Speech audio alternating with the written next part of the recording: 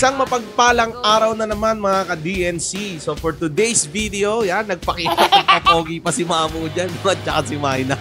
So i-feature ko nga pala yung aking Toyota Camry. So ang issue netong sasakyan na to biglang huminto yung kanyang blower ng AC. So while I am driving, yon nga, tumigil yung hangin. So sobrang init guys. At alam nyo naman na during this season, it's around 45 to 50 degrees Celsius. So agad-agad naman akong pinagbigyan ni Papi at pinalitan niya nga ang aking blower. So we ordered original. So original Toyota blower yung aking pinalit. At eto pa, nirecommend din ni Papi na kailangan ko magdagdag ng fan. So actually, sabi ko para saan ba yan? So yun pala, pwede tayong magdagdag ng auxiliary fan, additional doon sa ating existing fan.